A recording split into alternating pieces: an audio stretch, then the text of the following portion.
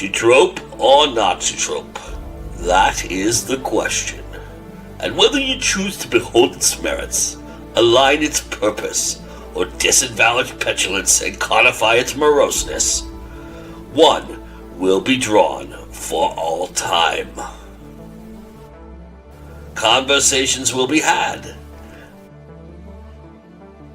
and its sacred keeper, the one AF Stewart, may reside over this procedure, but make no mistake, it is you, the Horde, playing judge, jury, and executioner.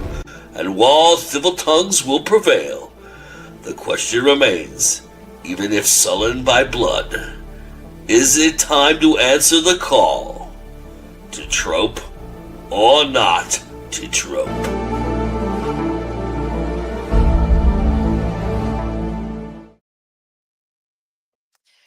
Okay, welcome back to a new episode of Trope or Not to Trope. And tonight we are talking and debating the wise old mentor trope.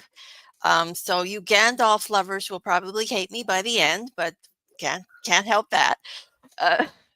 So our guest today is Cal Logan. I'm going to let him introduce himself, so take it away. Hi, my name is Cal. I am an independent author of Chicago.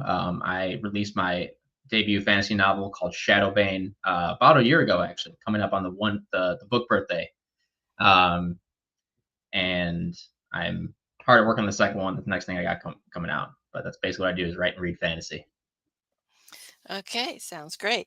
And don't forget, any audience members out there, feel free to drop a question or a talking point if you want. So we'll go right into it. So now, first thing, because I'm arguing against it tonight, and Cal is defending the wise old mentor. Mentor. Can't talk tonight apparently. My first point is like the stereotype of this wise old mentor. It's always, well, not always, but mostly elderly, sort of father figure, old man. And this is like, why? To me, it's like, why? Why is it not a woman or a middle-aged man or a youthful genius type?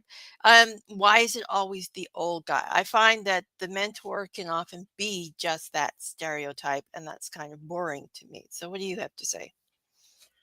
So I would agree that I mean, this, you mentioned Gandalf, pretty close off the bat. I think that's what comes to people's minds when we talk about the wise old mentor. And like with a lot of Tolkienian tropes and archetypes, I think that that's just what people initially started to build off of when the fantasy genre started to grow. And I think we've started to see that particular iteration of the wise old mentor start to broaden. For example, in Cavalcade's Fate of the Fallen, it is the main character's grandmother. She's a powerful sorceress, but she very much fills that role and gets him started on his literal quest. Like, you have to get this thing from point A to point B. So I think we are starting to see those newer iterations of the wise old mentor, which I do like because it does add some variety. So if someone did want to do the traditional wise old mentor, though, how would you approach that to not make it like just the same old, same old? There's a million ways that you could approach that, and that's actually why I like it, because I think it is a very versatile trope. Another example you mentioned, I think, like kind of a young genius type. I think this is a little different, but in the show Umbrella Academy, the character, I actually forget the character's, I think he's just called Five, but he's an old man in a young man's body. So he's like physically a teenage boy, but he has the surly demeanor and the life experience of someone much older. And so I thought that was kind of interesting too. Interesting approach. As far as how to do in just the classic old man archetype, but still make it feel fresh, I think it would have a lot to do with their relationship with the mentee character. For example, like Dumbledore and Harry Potter and Harry have that relationship, but Dumbledore clearly has his own motives. And because he hides a lot of that from Harry, that's an interesting point of conflict in the relationship. And you don't always know if you can blindly trust what he tells Harry and what he wants Harry to do. And over time, the narrative does reveal that he does deceive Harry at times, even though he thinks he's acting in everyone's best interests. Yeah, and I like that old person in the young man's body idea. That's quite clever. So another problem with the wise old mentor trope is that they tend to die. Yeah. A lot of these mentors don't make it to the end of the book or the end of the movie. So that to me is just a waste of a character, really. So what what would you your ideas on keeping them alive? I mean, I've seen it done well both ways. For example, Obi-Wan Kenobi, classic mentor archetype who gets killed. Whereas like Gandalf does survive, for the entire series. I think the reason that they often die is because I guess we can take a step back. I think it's an important trope because it's a perfect way to help deliver information to the reader without info dumping. You have a less experienced character who's often younger, maybe a little more naive, who doesn't understand things about maybe the broader world they live in, and that's where the mentor character helps to guide them, educate them, train them, whatever it might be. And that's kind of they're also there to help deliver information to the reader. And I think there's a point where then the reader knows enough to be anchored with the protagonist or the younger character, and at that point, the mentor might have served their purpose in the narrative. And usually, killing them off or having them depart the story in some way, even temporarily, like Gandalf does, is then kind of that final push for the protagonist to now rely on what they've been taught, or the skills they've developed, and have to make choices on their own. It's essentially a raising of the stakes when you get rid of the mentor character, but that usually means they have to die. Well, the problem I have with the dying of the mentor characters is that if it's not done right, it can be a bit like fridging a character because it's like, oh, we don't really know what to do with this character anymore, so we're just gonna kill him off, or it's he's killed off to give the main character or the student character more of agency or an incentive to keep going. And I don't see, and that kind of bothers me a little bit. I mean, there are other ways to lessen his role or get rid of him if necessary without killing him off. So how would you handle that without like lessening the character without killing them off, without seeming like he's just being fridged? Uh, that's a good question. And well, it's funny because I write a little grimdark, so I kill everybody. So do um, I. I write horror. there we go. Yeah. Yeah. So like I think it really depends on the story, to be honest. For example, I don't think Star Wars would work if Obi-Wan Kenobi survived. It's like his death is such a pivotal moment, and um, and because that's on the back of Luke, the death of his family, his aunt and uncle, and he's supposed to parallel. He undergoes real loss, and it's supposed to parallel Anakin's fear of loss that drives him to the dark side, and he wrestles with the same thing, but he like overcomes what his father doesn't. So there's like real thematic um, parallels there that I think is enriched in this case by Obi-Wan Kenobi's death. I'm trying to think of like a mentor death that doesn't work well for me. Um, and if you have an example of like a mentor death in popular fiction that you think is not well done that I might know about, that could be Well, actually, I kind of think Dumbledore into it to a certain degree. I mean, not entirely, because I mean there was a lot of, but I mean it was really just sort of like they didn't know what to do with the character, kind of a little bit. I felt, and it was like, oh, we needed some big event to traumatize yeah, Harry, sort of a thing. I mean, there yeah. was some story involved in it, but just a little bit of an extent. It was like, yeah, it's like he's kind of done his usefulness. He's done his storyline, and we're going to kill him off. Sort of a feel to me, anyway.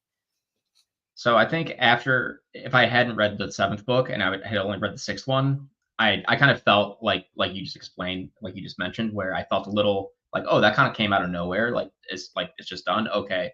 But then what we learn in the seventh book kind of recontextualizes his death and gives it meaning. So like I would consider that like a narrative risk, but I still think overall, once you have the entire all seven books, I think it actually still works. But in isolation, it did feel like it was almost done for shock value. So I think that's one where if you're writing it, you kind of have to like trust your vision and hopefully the readers trust you enough to stick with you through maybe those questions or those points. Especially if you're trying to hide information from the reader for a little bit that then they get later that that recontextualizes that character's death. As You always kind of run the risk of killing when you're killing a character off that readers are not going to like it anyway. So yeah, but Yeah, and there's definitely something to be said for criticizing any death for shock value, or because the characters don't, or because the writer doesn't know what to do with the characters. You saw that a lot in Game of Thrones, for example, with Peter Baelish and Varys, where the writers clearly didn't know how to write these super smart spy master type characters who were master manipulators, and so they just had them act foolishly until they got killed. And that to me was, even though they weren't mentors, but it's the same problem where they just didn't know what to do with them. yeah, I mean that is a problem when you're writing a character that is smarter or supposedly smarter than everybody else. Because I mean, when they do make mistakes, because I mean, if you are going to kill them or they are going to get caught, when they do make mistakes, they have to make mistakes that make sense. Yeah, Because or that are in line with their character, or yeah, maybe they're smart, maybe they're smarter than any other character, in an isolated situation, but three or four other characters are working then to outmaneuver this one character. mm, Um, yeah, or their plan entails them taking a certain amount of risk that something happens, some unexpected factor suddenly makes that risk bigger. I mean, there are things like outside forces you could pull into the story when you're doing something like that yeah, as well. absolutely. It's just, it's just not advisable to have a supposedly smart character go up to the, an unstable and vengeful queen and be like, "Oh, by the way, I've been kind of trying to murder you for a while. Sorry about that." Like, Yeah, it's like that's not smart. yeah, yeah. He just jumps on the grenade. It's like he like pulls the grenade off his own belt, throws it on the floor, and then jumps on it. And it's like, why did you do that? Like, she didn't suspect you at all.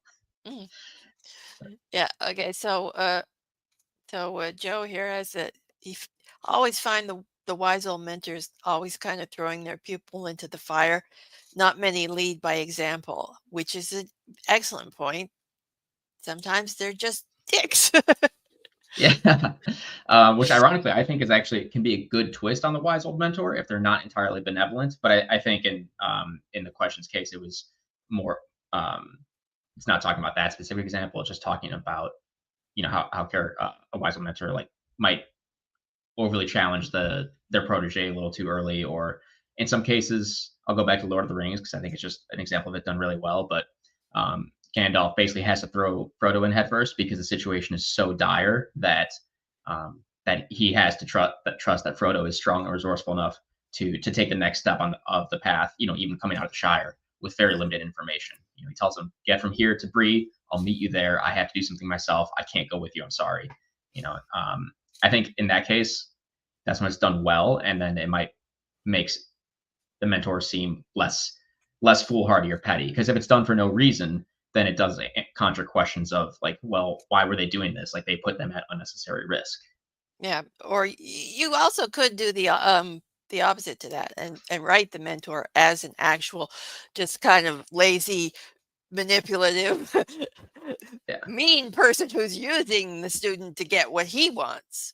And that you could like pretend that he's a good person when actually he's not. So yeah. use the storyline that way as well. There's a lot of things you can do, but And I so think that could be a really fun angle. yeah. So wise old mentors can generally often appear mysterious and full of sage advice, but sometimes that can go too far the other way and it becomes kind of boring or annoying to the reader. So I'm saying, how do you make your wise old mentor not seem one dimensional and more flawed? We need flawed mentors and ones that screw up, I think, and ones that maybe even panic under pressure. So how would you not use the perfect mentor? I think it just relates to like what their function is, and their flaws can be based off that. For example, maybe the wise old mentor is very skilled in terms of like physical combat, but he's brash or arrogant or just kind of a jerk. And so while he's helping the protagonist grow in one way, it's a point of conflict in another. maybe in more of an academic environment, they're brilliant, they're resourceful, they're clever, but maybe they're a coward, maybe they are lazy, maybe they're a little, they're a stick in the mud and they're set in their ways. So um, it all depends on again, like what the two main characters, or the mentor and the mentee, like what their characters are, what their relationship is like, and then you can find a way to introduce a flaw that feels believable and helps add to the stakes. Okay. Joe's followed up a little bit, and he said he would argue an example is Yoda never wanted Anakin, and he kind of treated him like he had cooties and kept him at arm's length always and never wanted to show him anything. And I would argue that Yoda was probably right, So that's a considering. good example, yeah. And so that's a perfect example of um, maybe like Yoda being scared that Luke was going to follow in Anakin's footsteps and being reluctant to train him, and that can be a flaw. It's essentially hit like, Yoda's whole thing when he was younger, before Anakin had betrayed the Jedi, was, train yourself to let go of your fear. Like fear leads to suffering, and ironically, Yoda is scared to train Luke in the original trilogy. So, but that's an example of, I think, a good flaw for a very capable mentor character. Yeah. I would also, Yoda wasn't a very good mentor, period. I mean, there were some things that are very questionable about Yoda, but we won't go into that because we probably will piss off the Star Wars fans. Um, but anyway, so and also sometimes, and it happens, and is that, I mean, you touched a little bit on this earlier. It can be that mentors can be convenient for the plot. They can show up when they're needed and then suddenly be mysteriously not there when they could have helped. And frankly, this can be a problem. So how would you handle that? I think it's about setting an example and then following by it. For example, like Gandalf is consistently there in the beginning when he's needed, until he has to leave Frodo, right? And then he gets captured and he doesn't reunite until they're at Rivendell, and then he guides them through, and then he's gone again. So it's like when he leaves, he's taken by forces more powerful than him, basically, that he can't handle. So his absence feels like a real consequence of the character's actions, and not just arbitrary popping in and out. Um, because otherwise that can feel um, like power nerfing, where you're just making the characters as strong or as weak as they need to be, in this case with or without the mentor's assistance, for the sake of the plot. And that I would argue is just a matter of poor execution or poor planning. So you want to like set a rule, and like if your mentor can teleport, then they should always be able to teleport in to help the main character, unless they're somehow incapacitated and you explain what would stop them from doing that. So you just want to establish rules and then follow those. So, and I would also add, don't overpower your mentor, Yeah. because then you're just like, oh, why didn't he just do this? So yeah, make sure that he has limits on his power. Anyway, so another thing that bothers me sometimes about old mentors is they're portrayed as old and stuff, but they don't actually act old. They don't have sore backs or creaky knees or aging, as it were. I can see if they were immortal, and then they wouldn't have these problems, but a lot of times old mentors are portrayed as just old men, but they don't act, or they're not properly portrayed as that. So how would you prevent and keep an eye out for things like that?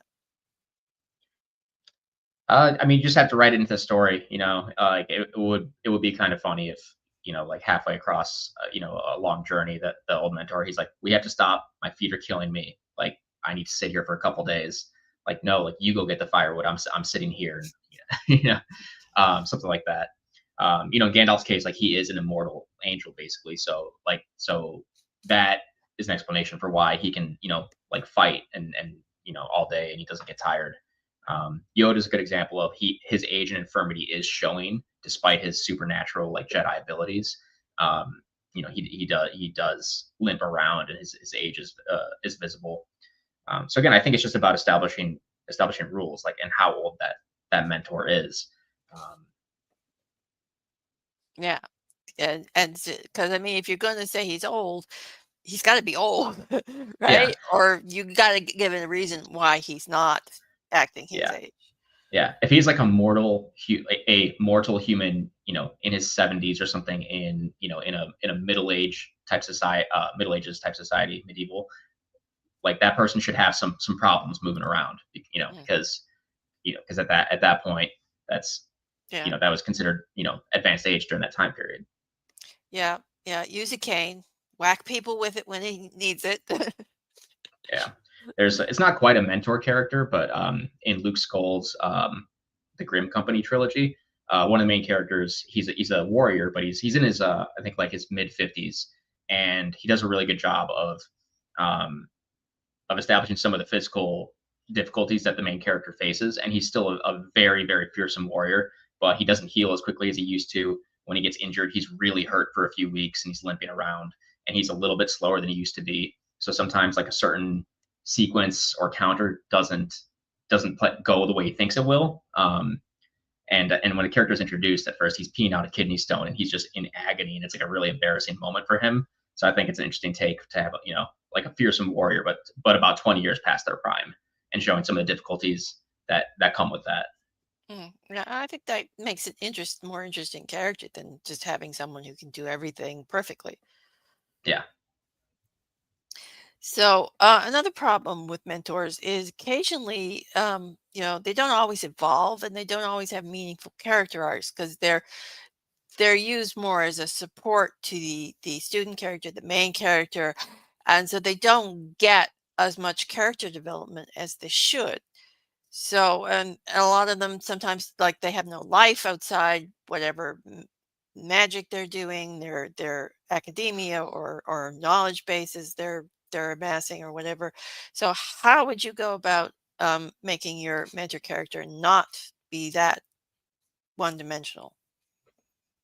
So I actually don't think every character necessarily needs an arc. Obviously, like the important ones generally do, but some characters who are older, who are more established, they might more or less be who they already are. And I think that an interesting way to keep that character dynamic without dramatically changing them is to gradually reveal information about the character, or particularly their backstory over time, so the reader is still learning new things about them, without the someone who has maybe 60, 100, 300 years life experience, going through some dramatic change that might feel a little forced, given the events of the plot, right? Like if someone's like an immortal wizard warrior, I don't think it'd be realistic for them to have an arc like, oh, like maybe killing is wrong. Like they probably already figured that out, and they've probably already come to where their beliefs on that particular topic. So in that case, I think revealing information about them that the reader might not know yet is a good way to keep the character feel like they're growing, without necessarily changing the characters themselves. That's a good point. And you could also have the student character find out information about the backstory that maybe doesn't sit well with him either, which would give an interesting dynamic between the two of them. Right. So it can still alter the relationship between the two characters, even though maybe the mentor character is not necessarily changing themselves. Mm. So another facet of mentor characters is they're often loners or solitary people with no family, and the student character becomes their family. And I find that sometimes that can be a bit cliche. So do you think that mentors could benefit from being more family oriented, like have a family or have a relationships outside the one student? I think so. And this kind of parallels the like every fantasy protagonist is an orphan, right? And because that Yeah. allows them, right? Because if you have, if like a 13-year-old has protective parents who care about them, they're going to be like, no, like you're staying here. You're not going to go off on this crazy quest. So I think um, it's one of those things that just by virtue of needing to have a fantasy story that follows a limited amount of characters in a certain setting, that you kind of just have to work with. I think there are ways to potentially, um, to pull off, for example, like multiple proteges, or a mentor who has responsibilities to a third party, whether it's a family or an organization or something like that, that maybe limits their ability to help develop the younger character. I certainly think that there's ways to do that, but I think I think it's common for the mentor and mentee to be kind of found family and a surrogate parent-child relationship because of all the necessary pieces put in place to have that type of story in the first place. If that makes it, kind of just comes to the territory, I guess is what I'm trying to say.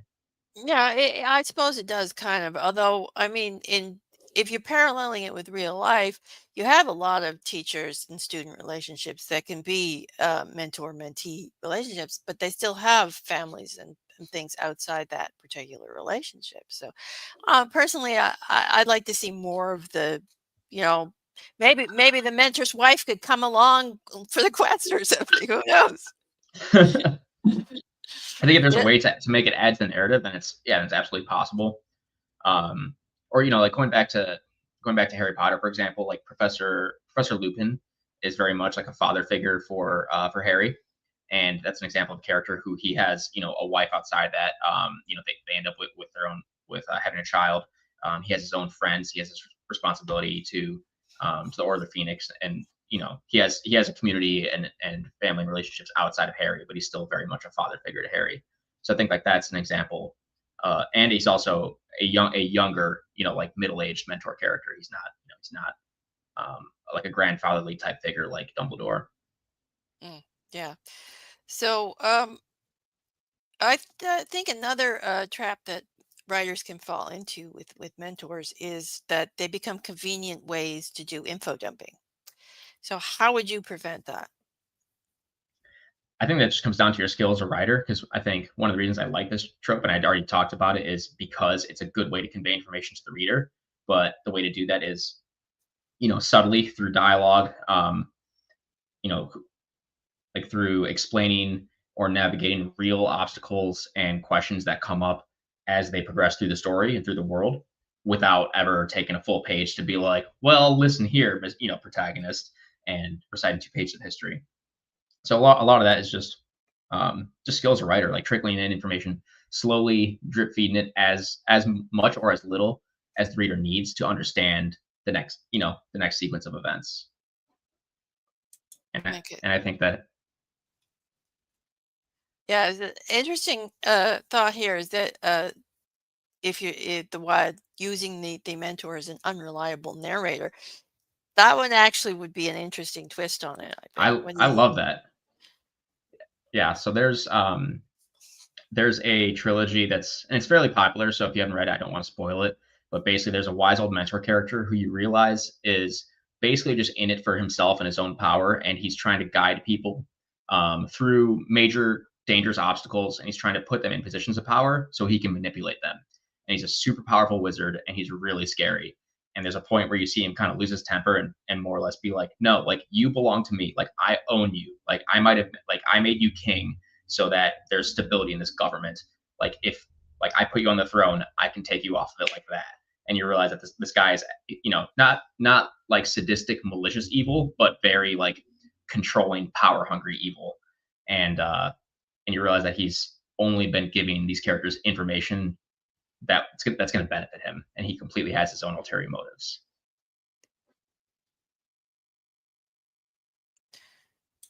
okay, he's asking if that's Joe Abercrombie's series. Yeah.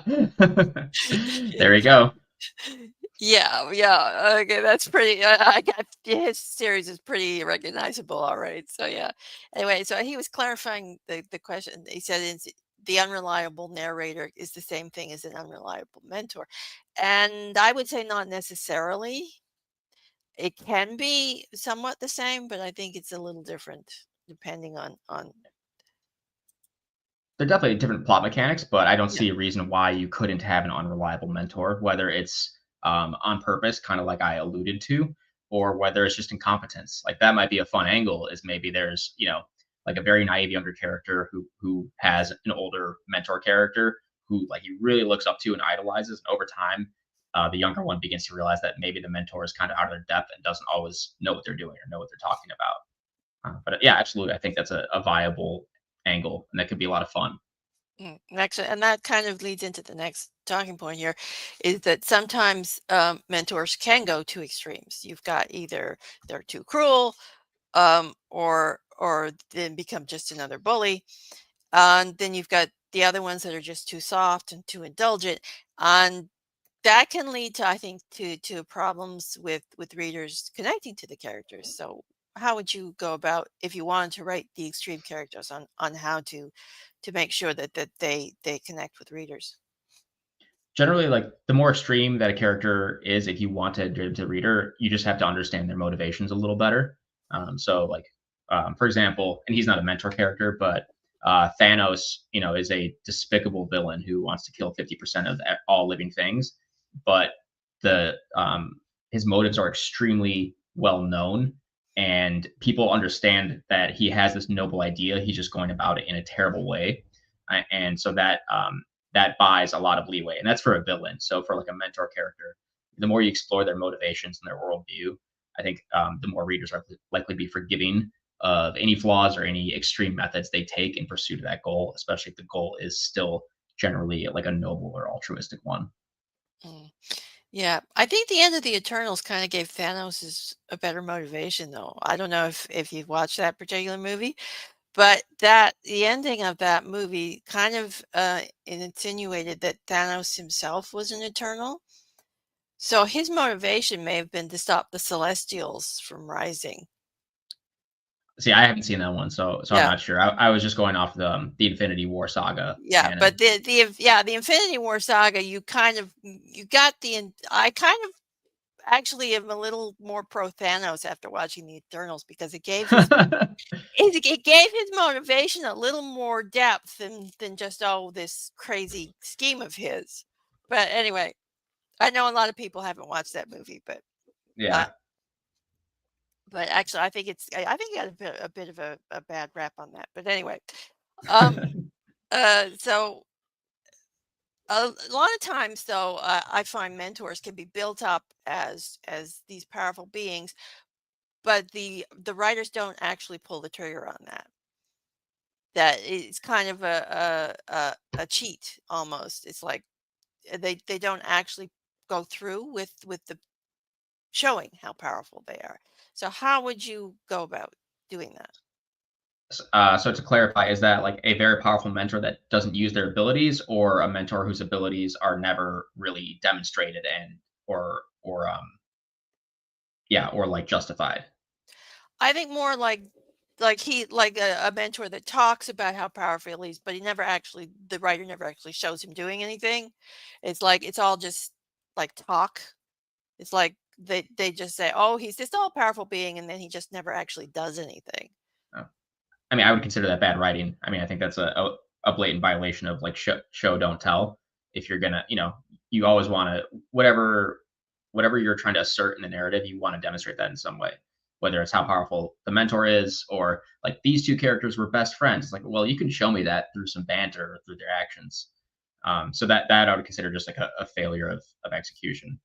Um, that like one thing that I guess I find where it could be easy for things to go south, and I'll use Gandalf as an example, is that we don't realize how powerful he is, and it's kind of only demonstrated and never explained. And sometimes he does things where I think like that would have been useful, very useful in this other context, right? So that's kind of and that's part of like what having a soft magic system is. And so I think like the more rules you have, the easier it is for you to demonstrate that character's capability, and then as long as you stick to that, then you can avoid those traps. But I mean, even with the soft magic system, if you set up certain rules and certain limitations, you can get around that Yeah, yeah, because absolutely. like, if you have to have such and such to do a spell, and then you only have such and such, you can't do the spell. So there are certain soft magic things that you can do. It's like rules are the good with magic, and if you're going to break the rules, make sure that you have precedent for breaking the rules Yeah. when you Or do yeah, it. or hopefully you're still playing by the rules, and it's just you're taking an angle on them that hasn't been considered yet. Yeah. Like Brandon Sanderson is very good at doing that with like the magic system in like Mistborn, for example, where he exploits a loophole, but it doesn't actually break the existing structure of the rules he's already established. Yeah. So, okay, so I think we also touched on this a little bit earlier too, when mentors have ulterior motives or lie to the students. Sometimes it can be too obvious, or the student appear stupid because they didn't catch on to it. So how do you layer that sort of thing without, telegraphing it too much to the reader and making your other character appear just dumb? That's a good one. I would say that part of it's going to depend on what point of view you're in. So, like, essentially, what the reader knows versus what the character knows. The bigger the gap between those two things, the harder it's going to be to justify. So, if it's, I think it's easier in a first person or like uh, limited third person limited point of view, because that way the reader essentially only knows what the younger character understands, and especially if the character is younger and more naive, and you can really kind of dial up like the trust meter, then the betrayal or the ulterior motive or the big reveal will be more shocking. But if it is something that is in like third person omniscient, or if you get the mentor's point of view, then you just have to thread it a lot more carefully, because the reader's going to know, they're going to see this betrayal coming, and especially if it takes a long time to get to that point, they're probably going to get frustrated with the younger character for not seeing it, and that's when that young character is going to come across as foolish or stupid. Yeah. Do you think it helps if you give the younger character a few doubts and suspicions about the mentor character? Yeah, and then you just have to you want to be careful with how doubtful you make them, and again, how long you let those doubts percolate, because the longer it goes on, the doubts, like the longer it goes on, the more the doubts have to increase, and maybe that's what ultimately drives the confrontation or the big reveal. But it's and that's the other thing is, there's two different type. You can go for two different types of stories there. One where the betrayal comes out of nowhere and is a big shock, or one where there's a lot of tension in the relationship because the younger character has doubts, and maybe that conflict, that ongoing distrust and conflict, is part of that tension. And those are fundamentally two different stories, even if the characters have the same name and go to the same places and have the same quest. That's still two different stories. Mm. Okay, so actually, that's a good segue into the next point too, is because one of the things you see a lot of is friction between the student and the teacher mentor character. Whether the student be rebellious, whether the student chafe under the rules. Um, and I think that is one of the easier things that can go over into cliche, because it is so popular and it is done so much, like in that particular instance. So, how would you um, make that without seeming like it's just contrived? Just has to feel earned. So those doubts, or whatever conflict it is, it should just be very much rooted in that each character's worldview. I think that things don't feel they feel disingenuous when they tend to crop up out of nowhere. Like, let's say I'll use like warriors and soldiers for a more simple example, but let's say like the new recruit in the army comes in and he's like hesitant about killing because he's never done it before, and then he's forced to do it a few times, right? And eventually that doubt goes away, right? And then way later in the book, he kills another soldier or something, and all of a sudden he's like, "Oh my god, like killing is wrong. Like, why would you make me do this?" Well, that feels very melodramatic because that arc has already happened. That conflict's already been addressed. So at that point, it feels false. Um, so I think as long as the conflicts are really rooted in the character's worldview and their like their values, their beliefs, then it'll be organic and it'll be compelling for the reader. Okay. Another point with mentors and students that can cause some issues, especially in this day and age, is when you have a romance between the mentor and the student. And especially if there's an age gap, because that can seem sometimes be just a little on the icky side, depending on what you Yeah, got. So, if you wanted a romance, how would you go about doing that? Or do you think that romances between students and mentors should even be addressed? I'm not going to say that it should like never be a thing. I'm probably like 90% certain I would never write that personally, but there's like people like to write different things because they enjoy writing different stuff. I agree with you that like 1,000-year-old immortal vampire like falling in love with his like 18-year-old student protege is a little creepy. And that's where I think it veers into like really dangerous territory, of like should kind of be careful about like what we're saying behind what we're saying here.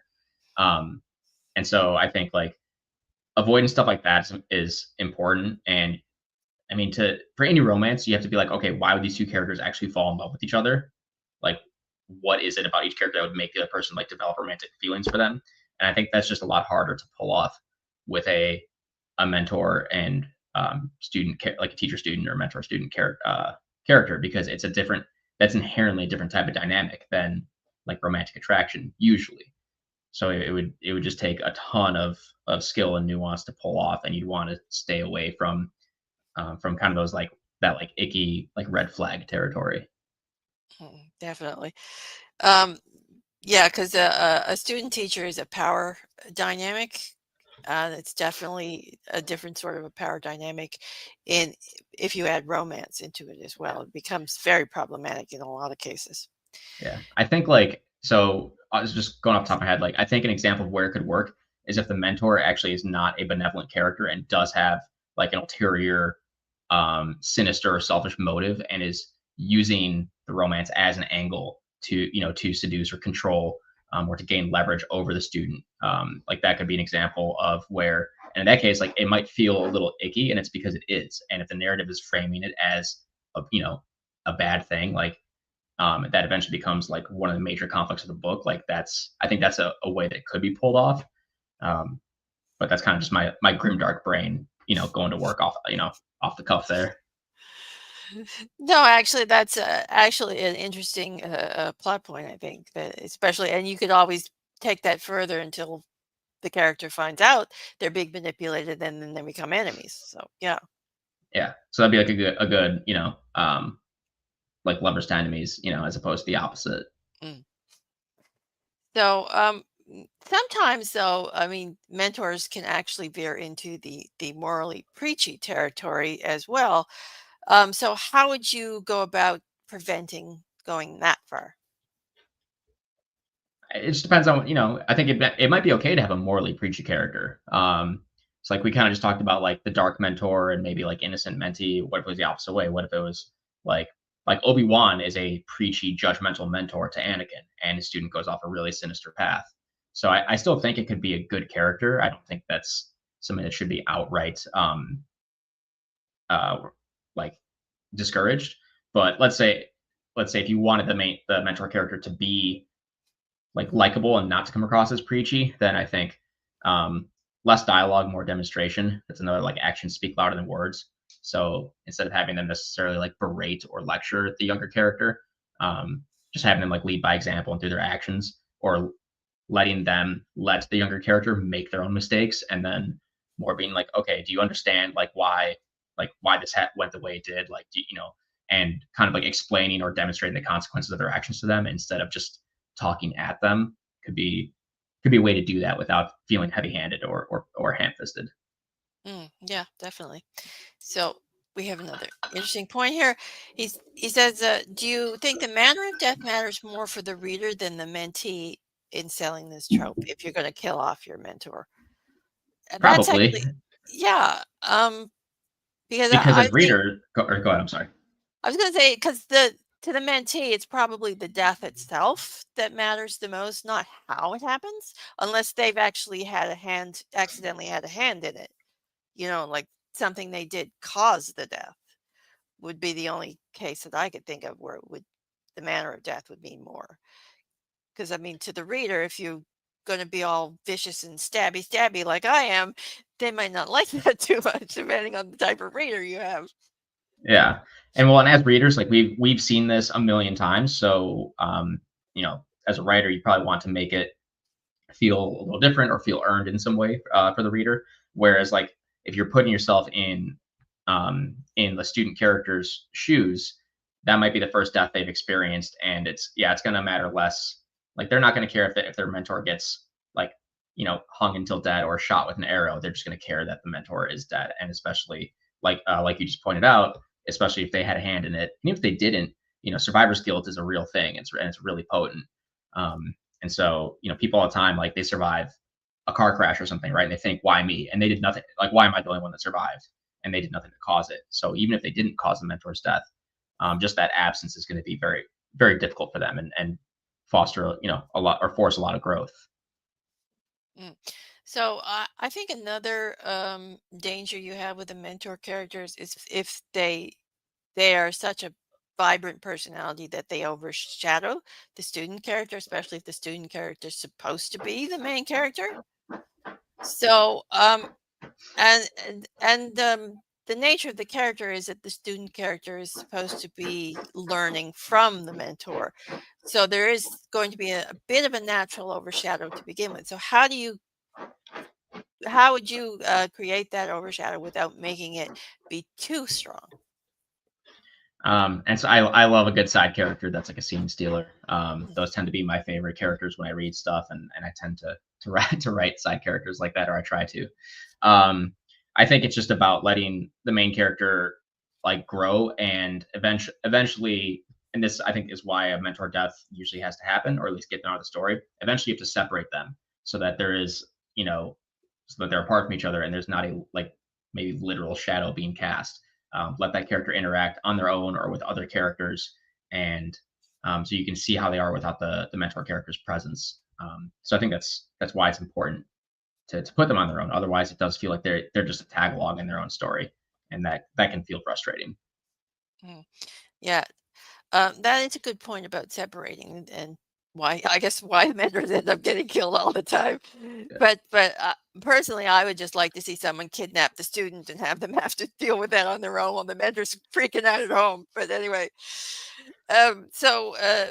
you also have a certain type of mentor, the reluctant mentor, who's kind of thrust into the role, but says he hated it, but then ends up secretly loving it, and that kind of can often feel contrived to me.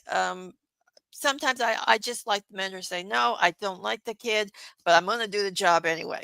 So, how would you go about making a reluctant mentor maybe go into the role um, or not?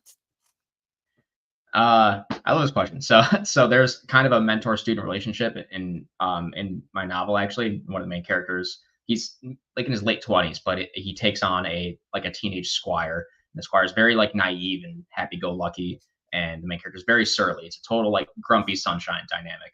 Super fun to write, and um there's there's very much like a feeling of responsibility, but he masks it with he kind of keeps him at arm's length, and it's basically due to like a fear of loss. So you get this like internal monologue and like reflections, and you clearly see a fondness for like the younger character, but he just doesn't vocalize that. So there's kind of a difference between what the character thinks and what they say. And in a later scene, you see like why he actually takes that character on, and it's basically as like a favor to someone. And so even though he didn't want to do it, there's a sense of duty or responsibility that binds him. So like I think and that's just like one particular example, and it came to head because that story's lived in my head for years now. But I think as long as you're going into the real core reason, you can play a lot with how gruff or surly that character is, and you can have a lot of variation with how they treat that character. It might be like a debt to someone, a promise they made on someone's deathbed. Some measure of like guilt or reluctance. Because if the character just goes, "Well, I don't want to do this," and walks away, then you don't have a story. So like, or at least you don't have that pairing in the story. So if you're going to put these two characters together, where one has to kind of like foster and like teach the younger one, maybe even against what they really want to do, you just got to find a compelling reason that would make them still do it despite their reluctance or hesitation. Yeah, definitely. So another another type of mentor that can easily fall into the annoying type of mentor is the one that is enigmatic or talks in riddles and doesn't say things directly. And when this can be done well, I think Uncle Iroh from Avatar: The Last Airbender is a good example of that. And I think they do that well because they use a lot of humor with that. But when you use this mentor, it can get very frustrating, I think, for the reader. So how would you handle that? Would you use humor or something else? Possibly, and I think that's I forget, is this might be a Sanderson rule, but as long as you answer like one question for every three you introduce, you will keep the reader's trust and investment. So if there are questions that, a bunch of questions the reader's had that you keep introducing, but the narrative or the mentor never clarifies or answers, and or lets or partially answers and develops on some of these questions, then that's going to get really frustrating. So at some point, you do have to give some sort of straightforward answer, or at least start to go down that path. And then as far as like deflecting, yeah, I mean, because you don't want the reader to know certain things. And there's a good old like you're not ready yet, you can't handle the truth or whatever, and that can feel lazy or like a deflection if it's overdone. So I mean, I actually hadn't considered using the humor angle before, but it's a good way to do it. Yeah, yeah. Anyone who wants to write a humorous mentor should actually watch Avatar: The Last Airbender, because Uncle Iroh is fabulous. He's a very good mentor too, by the way. It's just yeah, they actually wrote that whole animated series is very well written. So that's the other thing is if a character is capable, if they're competent at whatever they're doing, that buys a lot of leeway from the reader. Yeah, that's true too. So another mentor type that can go again into the cliche is the weary mentor, that kind of grizzled old man or that grizzled old veteran that's very jaded, very cynical, but somehow his outlook is at the end of the book is suddenly redeemed by the student, or the relationship by the student. And again, that can feel very contrived or cliche. So how would you handle that into actually giving the jaded character a little more hope at the end of the book? So I love the surly archetype, and I think in this case it would need to be there needs to be some sort of like major dramatic change. Like I mean, if it's like someone who has like lost a child or something, and then like the main character becomes like a surrogate child relationship, that's obviously a dramatic enough change to where if it's written well, like over time, it can change the older character's perspective and point of view, because they might have actually found like a new lease on life, so to speak. Um, and I mean, even if there's not an upward kind of like an upward tick in their personality, even if they remain like a surly, disgruntled person.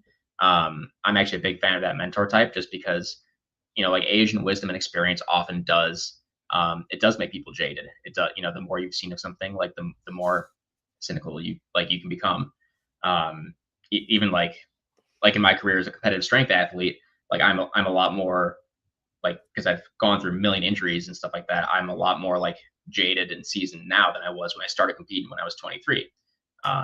So and that's just a normal that's life. That's true to life with anything. Yeah. Man, I like jaded characters myself. I just want them to stay jaded, I think. Yeah, and there's nothing wrong with that. I don't think that back to like not every character needs an arc. I don't think the mentor character needs to come out of there dramatically changed. If you're going to do it, then you just got to give them a good cause to do so. Okay, so and in some cases, some mentors turn evil or are revealed to have been evil all along, but and that can also just be too dramatic, too sudden, too not earned. So how would you go about having a mentor that is actually evil? I think you have to plant seeds.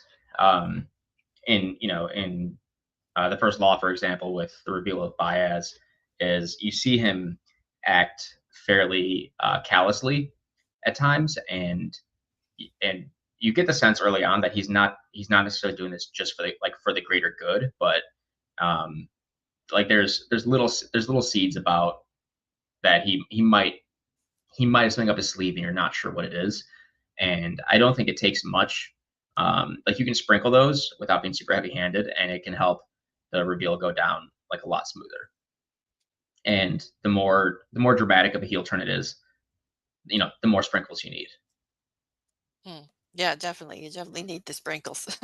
For the evil cake needs sprinkles, apparently. Yeah. Just be a t-shirt. Put sprinkles on the evil cake.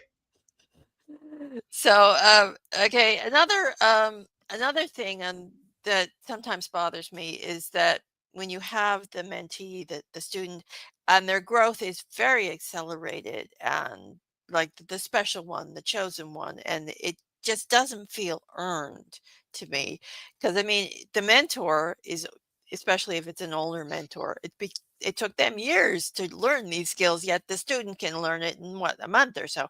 So how would you go about creating a student learning curve that maybe needs to be accelerated a little bit for the timeline, but still make it believable?